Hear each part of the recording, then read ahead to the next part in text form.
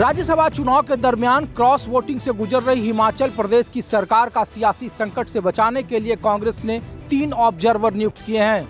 ये 3 ऑब्जर्वर अगले 24 घंटे में कांग्रेस के शीर्ष नेतृत्व को अपनी रिपोर्ट सौंप देंगे। विधायकों से बातचीत करने के लिए डीके शिव कुमार, भूपेंद्र हुड्डा और भूपेश बघेल समेत पार्टी के प्रदेश प्रभारी राजीव शुक्ला शिमला में मौजूद हैं। कहा जा रहा है कि कांग्रेस के सूत्रों ने इन ऑब्जर्वर और प्रभारियों को कहा है कि उनके विधायकों के सामने ये विकल्प दे कि सीएम के बदलने का विकल्प उनके सामने खुला है। माना जा रहा है कि जल्द से जल्द हिमाचल में कांग्रेस अपने चेहरे को बदलने पर भी गंभीरता से विचार कर रहा है, लेकिन ये तभी संभव है जब तमाम विधायकों की नाराजगी दूर हो जाए और फिलहाल हिमाचल पर गहराता संकट टल जाए। कैमरामैन संजय के साथ ऋषिकेश कुमार, न्यूज़ 24 दिल्ली।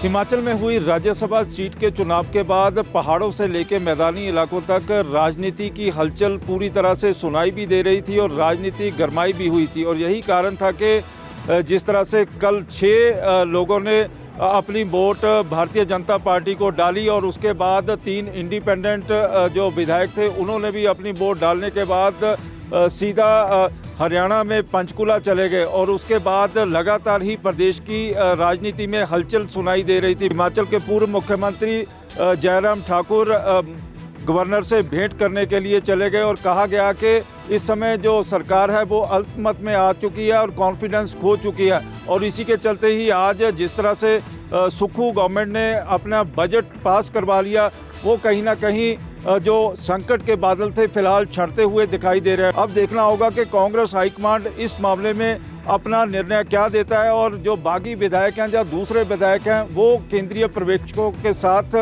जो उनकी बैठक होने जा रही है उसमें वो अपनी राय क्या देते हैं। गंभीर सिंह राणा के साथ विशाल इंग्लिश, न्यूज़ 24 शिमला। सपा मुखिया अखिलेश यादव ने राज्यसभा चुनाव में क्रॉस वोटिंग करने वाले सपा विधायकों पर नियम के तहत कार्रवाई करने का दावा किया है। दरअसल आज समाजवादी पार्टी के प्रदेश कार्यालय पर अखिलेश यादव की मौजूदगी में आजमगढ़ के बसपा नेता शाह आलम उर्फ गुड्डू जमाली ने समाजवादी पार्टी ज्वाइन कर ली। इस मौके पर अखिलेश यादव ने कहा कि पहले समुद्र मंथन होता था लेकिन अब संविधान मंथन होगा। 2024 में बीजेपी को हटा कर रहेंगे। अखिलेश यादव ने ये भी कहा कि जिन विधायकों ने राज्यसभा के चुनाव में क्रॉस वोटिंग की है उनका कहना है कि अंतरात्मा के आवाज पर वोट किया है लेकिन उनका अंतर खात्मा हो गया है। यही नहीं, अखिलेश यादव ने यह भी कहा कि सरकारों का दबाव होता है और जाने वालों को कोई भी नहीं रोक सकता। अगर स्पीकर चाहेंगे तो ऐसे विधायकों पर कार्रवाई जरूर होगी। यही नहीं, अखिलेश यादव ने ये भी कहा है कि पार्टी की तरफ से पीडीए का कारवा लगातार बढ़ता जा रहा है लेकिन बीजेपी राजनीतिक दलों को तोड़ने का काम कर रही है। कैमरा पर्सन धर्मेंद्र साहू के साथ अशोक तिवारी, लखनऊ, न्यूज़ 24। बीजेपी लोकसभा चुनाव की रणनीति और नीति से आगे निकलकर अब उम्मीदवारों के चयन पे चर्चा कर रही है। आज बीजेपी के राष्ट्रीय कार्यालय में राष्ट्रीय अध्यक्ष जेपी नड्डा और गृह मंत्री अमित शाह की अध्यक्षता में बीजेपी के 14 राज्यों की कोर ग्रुप की बैठक चल रही है। उम्मीदवारों के नाम पे चर्चा जारी है। लगातार कई राज्यों के साथ बैठकों का दौर पहले भी चला था, लेकिन आज की जो चर्चा है उसमें मुख्य तौर पर उम्मीदवारों के नाम को तय करने के लिए चर्चा हो रही है, क्योंकि कल बीजेपी की केंद्रीय चुनाव समिति की बैठक है जिसमें तमाम चुनाव समिति के सदस्यों के साथ साथ प्रधानमंत्री नरेंद्र मोदी भी शामिल होंगे और उसके बाद कल एक तरह से उम्मीदवार के नामों पे मुहर लगाई जाएगी। लगातार बैठकों का दौर चल रहा है। तमाम वरिष्ठ नेता पार्टी मुख्यालय में सुबह 10 बजे से बैठे हैं और देर रात तक ये बैठक चलने की उम्मीद है। कैमरामैन रफीक के साथ कुमार गौरव, न्यूज़ 24 दिल्ली। महाराष्ट्र की 48 लोकसभा सीटों को लेकर महाविकास आघाड़ी के नेता आज मुंबई के 5 सितारा होटल में फिर से मिलने वाले हैं। मंगलवार को जो बैठक हुई थी उस बैठक में महाराष्ट्र की 48 में 39 सीटों पर आपसी सहमति महाविकास आघाड़ी में बन चुकी थी। आज की बैठक में शिवसेना यूबीटी, एनसीपी, शरद पवार गुट और कांग्रेस के साथ ही प्रकाश अंबेडकर वंचित बहुजन आघाड़ी की तरफ से वहां पर शामिल होंगे। प्रकाश अंबेडकर ने जो सीट शेयरिंग का फॉर्मूला दिया था उस पर भी वहां पर चर्चा होने वाली है। अगर बातचीत सफल रही तो आने वाले 2 से 3 दिनों में महाविकास आघाड़ी अपना सीट शेयरिंग का फॉर्मूला जाहिर कर सकती है। कैमरामैन अखिलेश सिंह ठाकुर के साथ विनोद जगदाले, न्यूज़ 24 मुंबई। बिहार की राजनीति में खेला लगातार जारी है। कुछ दिन पहले तेजस्वी यादव ने खेला शब्द का केवल इस्तेमाल किया था, लेकिन अब उनकी पार्टी और कांग्रेस के साथ लगातार खेला हो रहा। कुछ दिन पहले यानी 12 फरवरी को आरजेडी के 3 विधायक जदयू में शामिल हो गए थे और आज से ठीक एक दिन पहले यानी कल कांग्रेस के 2 विधायक और आरजेडी के 1 विधायक टूटकर बीजेपी में शामिल हो गए हैं और अब बिहार विधानसभा में बीजेपी जो है वह सबसे बड़ी पार्टी बन गई है। यानी अब बीजेपी के 78 विधायक बिहार विधानसभा में हो गए हैं और महागठबंधन की अगर बात करें तो महागठबंधन में विधायकों की संख्या अब मात्र 107 बच गई है, जबकि एनडीए की अगर बात करें तो एनडीए में अब विधायकों की संख्या पहुंच गई है 134। कैमरामैन ऋषि के साथ सौरभ कुमार, पटना, न्यूज़ 24। जम्मू कश्मीर में इंडिया अलायंस के गठबंधन में लगातार सीट शेयरिंग को लेकर तनातनी जारी है और पेच अभी भी फंसा हुआ है। हालांकि तीनों पार्टियां फारूक अब्दुल्ला से लेकर कांग्रेस नेता और महबूबा मुफ्ती जम्मू कश्मीर में विपक्ष की यूनिटी को लेकर जोर दे रहे हैं, लेकिन लोकसभा की जम्मू कश्मीर की 5 और लद्दाख की 1 सीट में किसके खाते में क्या जाएगा, इसको लेकर अभी भी तीनों पार्टियों में सहमति नहीं बन पा रही है। और ऐसे में सवाल लगातार बना हुआ है कि क्या जम्मू कश्मीर में विपक्ष का जो एकजुट चेहरा इंडिया अलायंस है वो बना रहेगा या लोकसभा चुनाव से पहले ही जम्मू कश्मीर और लद्दाख में इंडिया अलायंस का चैप्टर बंद हो जाएगा। कैमरामैन मानी माजिद के साथ आसुफ साहब, श्रीनगर, न्यूज़ 24। प्रधानमंत्री नरेंद्र मोदी बुधवार की शाम महाराष्ट्र के दौरे पर आएंगे। विदर्भ क्षेत्र के यवतमाल में प्रधानमंत्री जनसभा को संबोधित करेंगे। अपनी यात्रा के दौरान प्रधानमंत्री करीब 35,000 करोड़ के प्रोजेक्ट का शिलान्यास और उद्घाटन करेंगे। इनमें करीब 4,900 करोड़ रुपए से अधिक की रेलवे, सड़क और सिंचाई की बुनियादी ढांचा परियोजनाएं शामिल है। पीएम किसान योजना के तहत लगभग 21,000 करोड़ रुपए की 16वीं किस्त जारी की जाएगी। साथ ही 5.5 लाख महिला स्वयं सहायता समूह की रिवॉल्विंग फंड के 825 करोड़ रुपए का वितरण किया जाएगा। इसके अलावा मोदी आवास घरेलू योजना लॉन्च करेंगे और 1 करोड़ आयुष्मान कार्ड का वितरण भी किया जाएगा।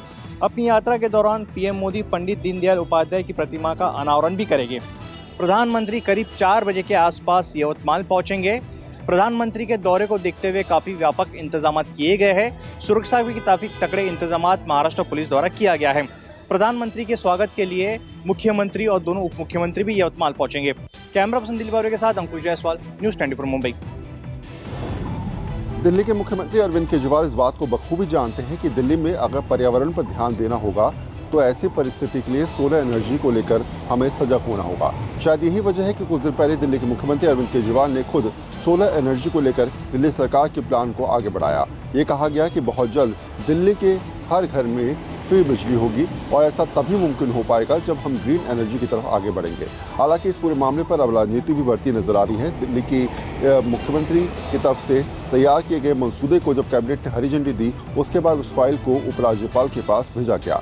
अब ये कहा जा रहा है कि उपराज्यपाल ने फिलहाल उस फाइल को रोक दिया है। दिल्ली सरकार और उपराज्यपाल फिर से एक बार आमने सामने हैं और शायद ये परिस्थितियाँ समझाती हैं कि दिल्ली सरकार की जो भी योजनाएं होती हैं उसको कहीं ना कहीं उपराज्यपाल की तरफ से रोका भी जाता है और परिस्थितियों के ऊपर सवाल भी उठाए जाते हैं। शायद यही वजह है कि उपराज्यपाल और दिल्ली सरकार फिर से सोलर एनर्जी के इस प्लान को लेकर आमने सामने खड़े नजर आ रहे हैं। कैमरा पर्सन साहिल के साथ Varun Sinha, news 24 Delhi. Land for job मामले में आज बिहार की पूर्व मुख्यमंत्री राबड़ी देवी, उनकी 2 बेटियां मीसा भारती और हेमा यादव आज दिल्ली की राउज एवेन्यू कोर्ट में पेश हुई। आपको बता दें कि पिछली सुनवाई में उनकी अंतरिम जमानत याचिका कोर्ट की तरफ से दी गई थी और आज एक बार फिर से उन्होंने कोर्ट का रुख किया था, जहां पर कोर्ट ने 1 लाख रुपए के बॉन्ड पर एक बार फिर से उन्हें अंतरिम जमानत दे दी है। कोर्ट ने इस आज की सुनवाई के दौरान ये कहा है कि एजेंसीज के द्वारा इन तीनों लोगों को जब तक अंतरिम जमानत है 16 मार्च तक, तब तक इन्हें गिरफ्तार नहीं किया जा सकता है। ऐसे में आज राहत की खबर रही कि एक बार फिर से इन्हें अंतरिम जमानत मिल गई, वो भी 16 मार्च तक के लिए। कैमरामैन अभयनाथ के साथ दीपक दुबे, न्यूज़ 24 दिल्ली। मराठा आंदोलनकारी मनोज जारंगे पाटिल के खिलाफ एसआईटी की जांच और बीड जिले में 2 एफआईआर को लेकर महाराष्ट्र में सियासत गर्मा गई है। विपक्ष की मांग है कि मनोज जारंगे पाटिल पर जो बीड़ जिले में 2 एफआईआर दर्ज हुई है वो एफआईआर तुरंत रद्द की जाए। पक्ष को भी ऐसा लगता है आगजनी और तोड़फोड़ हुआ था, उसमें सत्ता पक्ष के लोग शामिल हो सकते हैं। इस बीच बीजेपी का कहना है कि मनोज जारंगे पाटिल के पीछे कौन खड़ा है एसआईटी की जांच से ही पता चल पाएगा। जारंगे पाटिल ने उप मुख्यमंत्री देवेंद्र फडणवीस को लेकर जो बयान दिया था उस पर खेद व्यक्त किया है। वहीं बीजेपी स्थानीय न्यूज़पेपर में ऐड दी है उप मुख्यमंत्री देवेंद्र फडणवीस ने मराठा समाज के लिए क्या क्या किया है। कैमरा राजेंद्र के साथ इंद्रजीत सिंह, न्यूज़ 24 मुंबई। इस समय मौजूद है कोलकाता के गांधी मूर्ति के पास में और बीजेपी का 2 दिन का धरना प्रदर्शन चल रहा है। बीजेपी का आरोप है जिस तरह से संदेश खाली में शाहजहां शेख की गिरफ्तारी नहीं हो रही है, उसको लेकर विरोधी पार्टी की तरफ से यहाँ पे बीजेपी है जो विरोध प्रदर्शन कर रही है। और साफ तौर पे देखें कि गांधी मूर्ति के पास में बीजेपी के तमाम बड़े नेता धरना प्रदर्शन कर रहे हैं और उनका कहना है कि शाहजहां शेख खुलेआम घूम रहा है और उसकी गिरफ्तारी नहीं हो पा रही है। तो कह सकते हैं कि बीजेपी 2024 के लोकसभा चुनाव के पहले संदेश खाली का मुद्दा बहुत बड़ा लेकर यहाँ पे जनता के बीच में जा रही है। जगह जगह बीजेपी के कार्यकर्ता जा रहे हैं और जिस तरह से शाहजहां शेख की गिरफ्तारी नहीं होती है तब तक इनका धरना प्रदर्शन ऐसे ही चलता रहेगा। तो कह सकते हैं कि 2024 के लोकसभा चुनाव के पहले बीजेपी का कहना है कि संदेश खाली का मुद्दा एक अहम मुद्दा होगा और इस मुद्दे को लेकर जनता के बीच में जाएंगे। कैमरामैन पंकज के साथ मनोज पांडे, न्यूज़ 24 कोलकाता। लखनऊ में कांग्रेस यूथ विंग का प्रदर्शन चल रहा है और ये लखनऊ के मान एवेन्यू कार्यालय से ये मुख्यमंत्री आवास का घेराव करने जा रहे थे और ये यूथ विंग जो कांग्रेस के यूथ विंग के कार्यकर्ता है बड़ी तादाद में सड़कों पे उतरे हैं। महंगाई, बेरोजगारी, जो पेपर लीक मामला है, जो पेंडिंग पड़ी है भर्तियां, उसको लेकर के सड़कों पे आप देख रहे हैं कि सीएम आवास का घेराव करने जा रहे हैं और यहाँ बैरिकेटिंग पे देख रहे होंगे ये जो कांग्रेस के कार्यकर्ता हैं वो यूथ विंग के देखिए जो युवा कार्यकर्ता है वो बैरिकेटिंग पे चढ़ गए हैं और यहाँ सरकार विरोधी नारेबाजी करते हुए ये जो महंगाई और बेरोजगारी और जो भर्ती में पुलिस भर्ती में पेपर लीक मामला आया उसको लेकर के ये मुख्यमंत्री आवास का घेराव करने जा रहे थे। फिलहाल पुलिस ने बैरिकेड लगा करके इनको यहाँ पर रोक दिया है। ये अपने माल एवेन्यू प्रदेश कार्यालय से मुख्यमंत्री का घेराव करने जा रहे थे।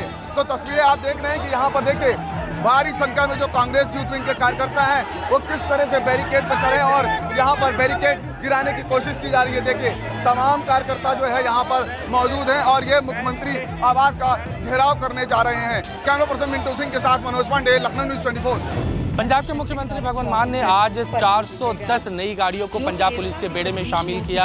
पंजाब के फिलौर के पुलिस एकेडमी में इन गाड़ियों को जो है मुख्यमंत्री भगवंत मान ने हरी झंडी दिखाकर रवाना किया है। इसमें सबसे महत्वपूर्ण गाड़ियां जो हैं वो सबसे ज़्यादा 274 महिंद्रा स्कॉर्पियो जो है उसको शामिल किया गया। इसके अलावा 41 आइसूज हाईलैंडर गाड़ियों को भी इस बेड़े में शामिल किया गया है और इसके अलावा 71 किया कैरनन और 24 टाटा टियागो। मुख्यमंत्री भगवंत मान लगातार इस बात का जिक्र करते हुए आए हैं कि पंजाब पुलिस को मजबूत करना है, हाईटेक करना है ताकि जो आज के ज़माने के अपराधी हैं उनको पंजाब पुलिस जो है वो आसानी से चेस कर सके और उनको सलाखों के पीछे पहुंचा सके। कैमरा पर्सन अजय राणा के साथ अमित पांडे, न्यूज़ 24।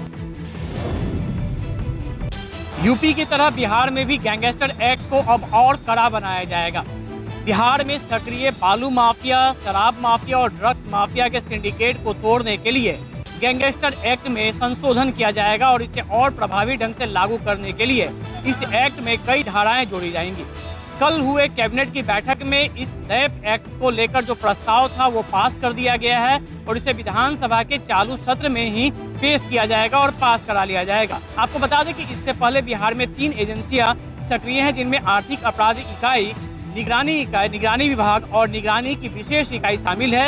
ये 3 एजेंसियां काम करती हैं, लेकिन अब एक और नए एजेंसी बनाने पे भी विचार हो रहा है और इसको लेकर इस प्रारूप में यह उल्लेखित किया गया है कि नया एजेंसी भी बनाया जाएगा और जिसमें तेज तर्रार पुलिसकर्मियों को शामिल किया जाएगा और खासकर इसमें सीबीआई और एनआईए जैसी एजेंसियों के जो रिटायर्ड अधिकारी हैं उन्हें भी इसमें शामिल किया जाएगा। कैमरामैन सनी के साथ अमिताभ ओझा, पटना न्यूज़ 24। समुद्री रास्ते से भारत में आ रही ड्रग्स की अब तक की सबसे बड़ी खेप हुई जब्त।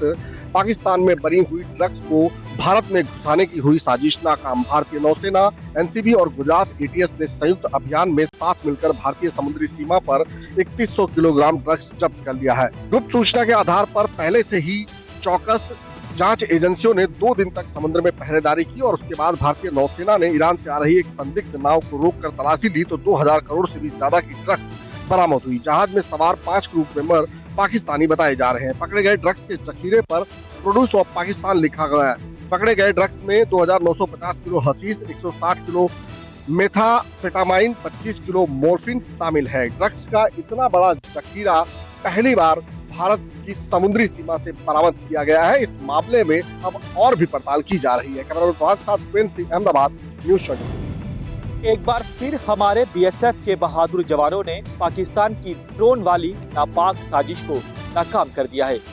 बीती रात भारत पाकिस्तान अंतर्राष्ट्रीय सीमा के हीरानगर सेक्टर में पाकिस्तान की ओर से ड्रोन के जरिए भारतीय सीमा में आईईडी को भेजा गया था, लेकिन बीएसएफ के बहादुर जवानों ने जैसे ही पाकिस्तान से उड़ता हुआ ड्रोन हमारी सीमा की ओर आते हुए देखा, उस ड्रोन पर फायरिंग की। उसके बाद बीएसएफ की ओर से और बाकी सुरक्षा एजेंसियों की ओर से सर्च ऑपरेशन चलाया जाता है।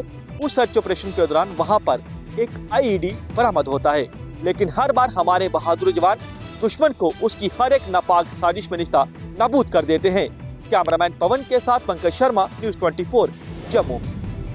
राजस्थान में महाजन फील्ड फायरिंग रेंज में भारत और कई दूसरे देशों की सेनाओं के बीच में लगातार युद्धाभ्यास का कार्यक्रम चल रहा है। इसी के तहत जापान की एक टुकड़ी भारत आई हुई है जो महाजन फील्ड फायरिंग रेंज में युद्धाभ्यास कर रही है भारतीय सेना के एक रेजिमेंट के साथ। राजपुताना राइफल का यह रेजिमेंट है, उसके साथ 25 फरवरी से यह पूरा युद्धाभ्यास शुरू हुआ और इस दौरान दोनों ही देशों ने आपसी सहयोग के जरिए किस तरह से सामूहिक रूप से युद्ध लड़ा जाए, किस तरह से दुश्मन के ठिकानों को नेस्ता नाबूद किया जाए, इसे लेकर खास तौर पर प्रशिक्षण कर रहे हैं। सूचनाओं के आदान प्रदान, रियल टाइम वार की स्थिति के अनुसार यहाँ पर दोनों ही देशों की यह टुकड़ी युद्धाभ्यास में जुटी हुई है। इसके साथ ही दोनों देशों की सेनाओं द्वारा उपयोग में लाए जा रहे हथियारों का भी एक दूसरे को जानकारी देने का काम इस प्रशिक्षण के दौरान किया जा रहा है और यह युद्धाभ्यास अपने आप में काफी मायने हैं। कैमरामैन विजय सिंह के साथ श्रीवत्सन, जयपुर, न्यूज़ 24। फिल्म अभिनेत्री और पूर्व सांसद जयाप्रदा को रामपुर की अदालत ने फरार घोषित कर उनकी गिरफ्तारी के आदेश जारी कर दिए हैं। उत्तर प्रदेश के रामपुर की एमपी एमएलए कोर्ट ने पूर्व सांसद जयाप्रदा को कोर्ट में हाजिर नहीं होने पर फरार घोषित कर दिया और साथ ही उनकी गिरफ्तारी के आदेश भी दिए हैं। गिरफ्तारी की जिम्मेदारी सीओ के नेतृत्व में एक टीम को दी गई है। इस टीम को 6 मार्च से पहले पूर्व सांसद को गिरफ्तार कर कोर्ट में पेश करना होगा। ये कार्रवाई आचार संहिता उल्लंघन के 2 मामलों में लगातार गैर हाजिर रहने पर की गई है। 2019 के लोकसभा चुनाव में पूर्व सांसद जयाप्रदा के खिलाफ केमरी और स्वार थाने में आचार संहिता उल्लंघन के मामले दर्ज हुए थे। जयाप्रदा कोर्ट के लगातार सम्मन के बाद भी गैर हाजिर चल रही थी, जिसके बाद अदालत ने उनकी गिरफ्तारी के आदेश जारी कर दिए हैं। कैमरा पर्सन धर्मेंद्र कुमार साहू के साथ मानस श्रीवास्तव, न्यूज़ 24। मध्य प्रदेश में पटवारी भर्ती परीक्षा में गड़बड़ी के आरोप के बाद सरकार ने इस पूरे मामले में क्लीन चिट दे दी, लेकिन अब पटवारी भर्ती परीक्षा देने वाले जो परीक्षार्थी हैं वो धरने पर, हड़ताल पर बैठे हैं। ये पटवारी भर्ती की परीक्षा के ग्रुप थे और इसमें करीब 13 लाख अभ्यर्थियों ने परीक्षा दी थी। 15 मार्च से लेकर 25 अप्रैल तक परीक्षा चली।